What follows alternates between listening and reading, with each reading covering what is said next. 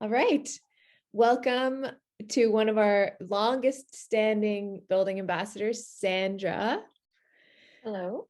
Hi, we're going to do your intro Zoom. So kind of all about Sandra, and we'll share this with the existing and the new building ambassadors and stuff, just to get to know you better.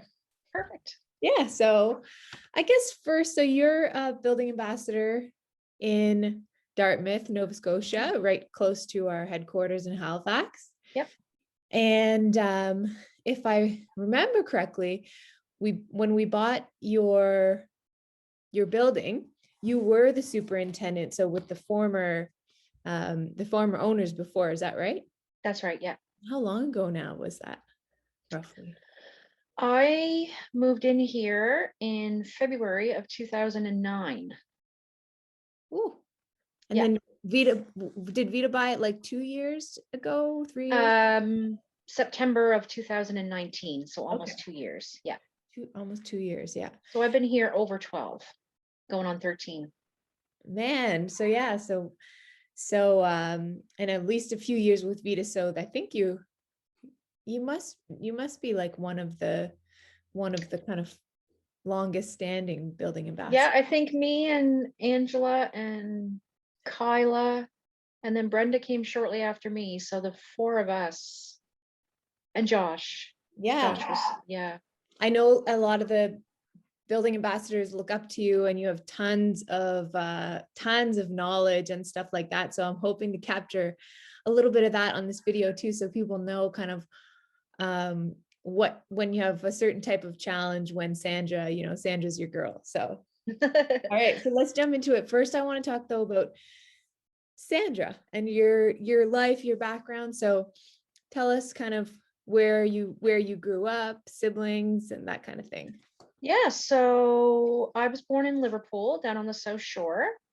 I lived there until my early 20s, and then my former husband and I came down here because there was more opportunity. Um, that's actually, we moved down here to be building managers. So that was back in 1996.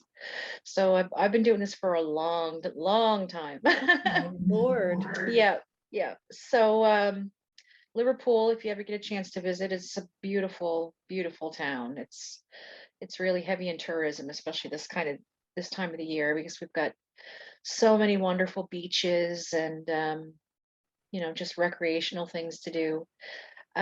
All my family still lives there. My mom and dad, they're still alive, thank goodness. And then I have my older brother and my younger sister. So there's three of us, and they all still live there.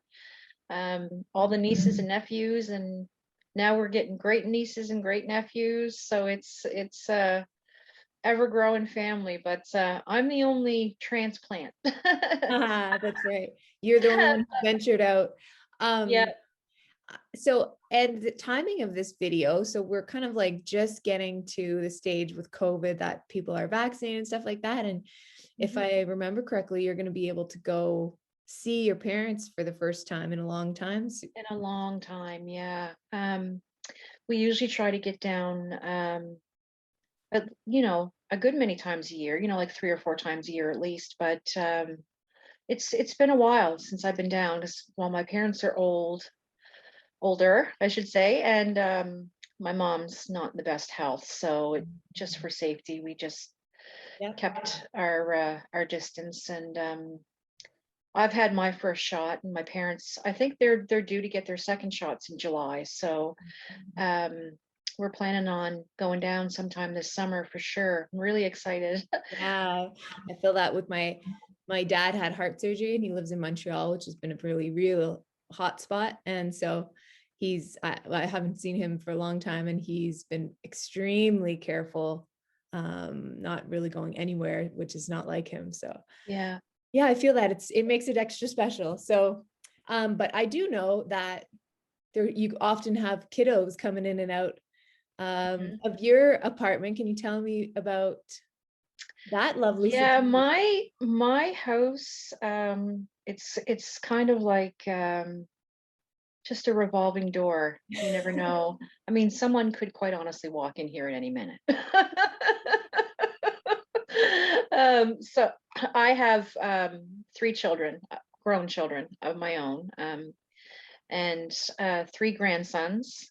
Um, they're they were all born very close together, so they're one's 4 now, and the two other are going to turn 4 this summer. I'm very fortunate that two of them actually live here in the building, and the third one, I see him a lot.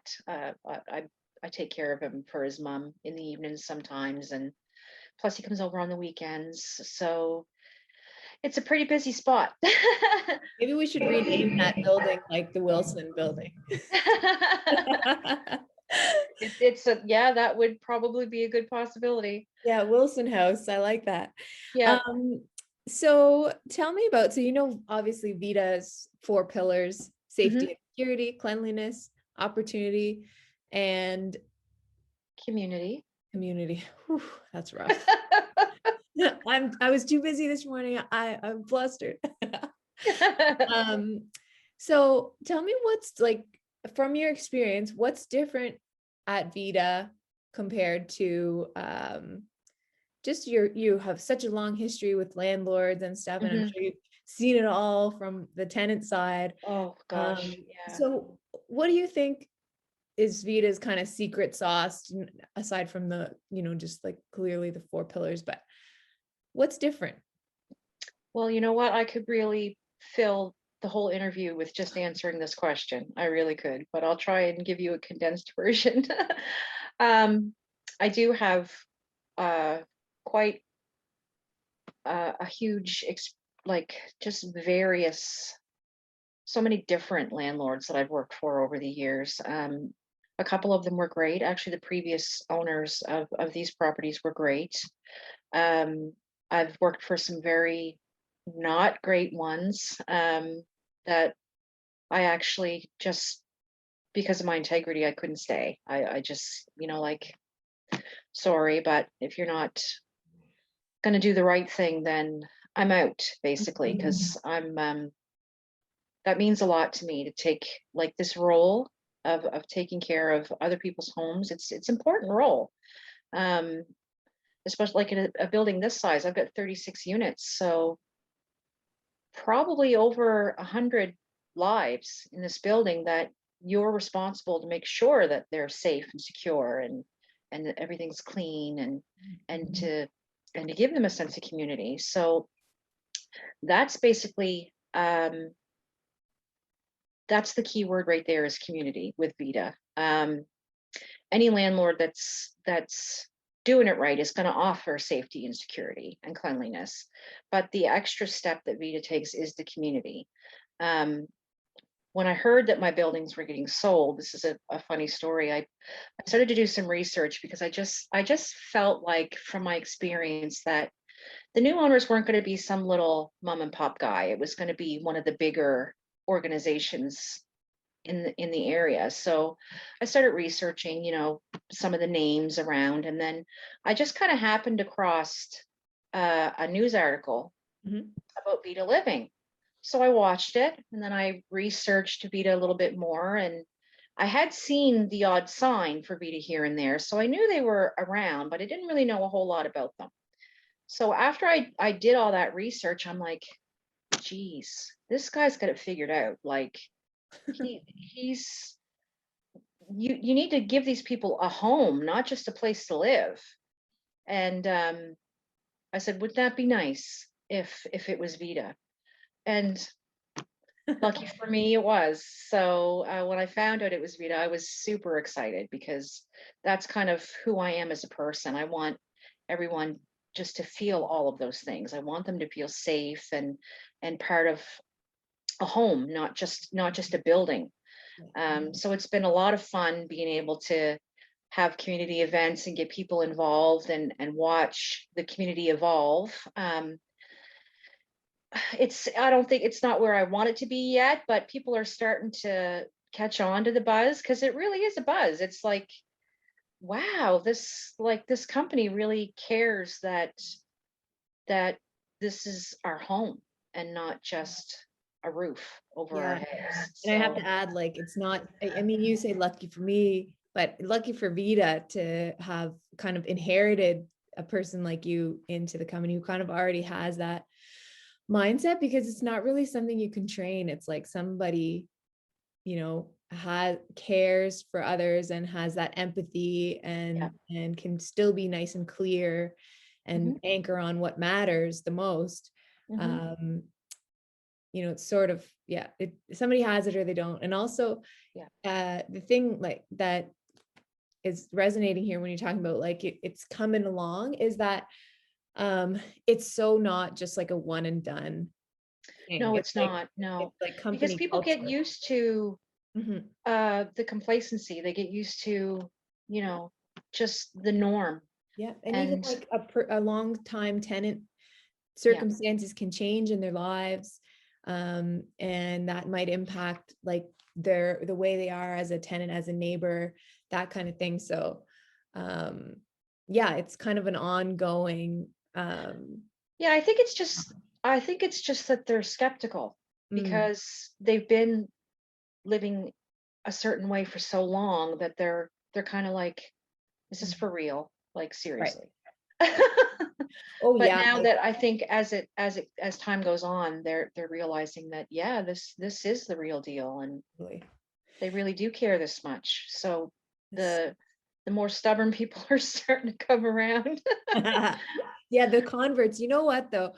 As painful as it can be sometimes to like turn someone around, those people can kind of end up being the loudest fans, once they flip over.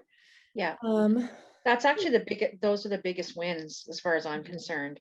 It you get such a gratification out of that. It's pretty amazing. and it's one of the biggest challenges, like when you buy a property, is like if the trust is totally broken between the landlord and the tenants and you have to try and rebuild that. Yeah.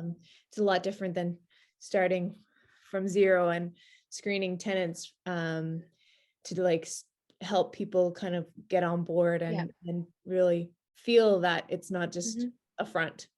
Yeah, that's right. Um, so let's talk about yeah, I guess your experience. Like, what are your kind of zones of genius where you're like, I know this thing inside and out, and I could do it with my eyes closed.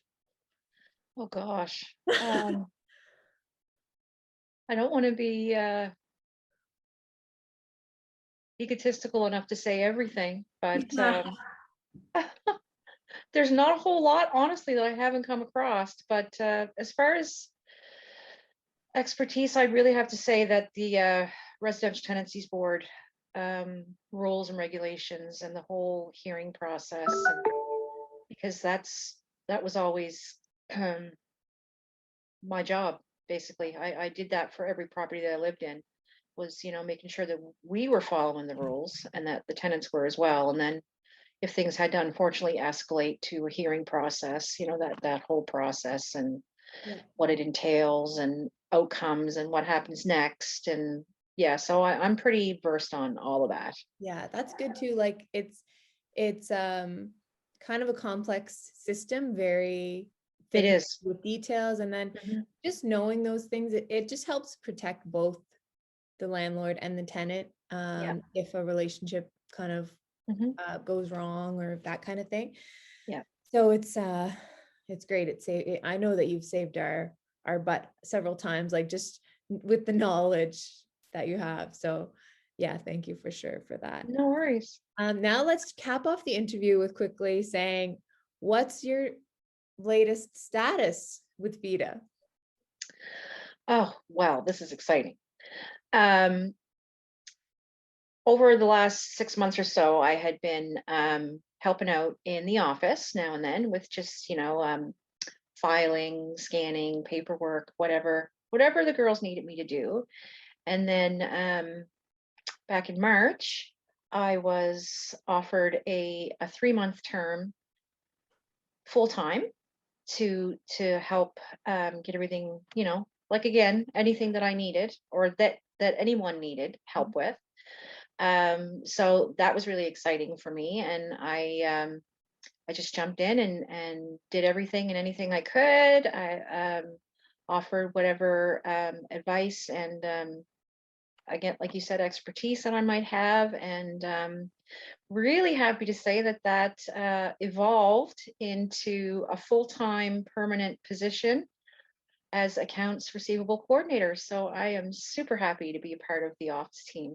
So awesome. Congrats again. And you know what it is extra special is you kind of touched on this, is that you're an extra kind of like a bridge. It bridges the gap between, things that are going on at the property level and things that are happening at head office and that kind of thing. And it means like really fast communication, Mhm. great information, and real-time data, I guess, that kind of thing too. So congrats. Thanks. You're Thank you totally so much. deserving, and everybody is thrilled that you're on full time. I just to hear some of the how everybody advocated for me, it was real. It was humbling. I was like, wow. But I'm so excited. Yeah, Awesome. Thank you so much. And thanks for sharing today, Sandra. no worries at all. Thanks, Maddie. Okay.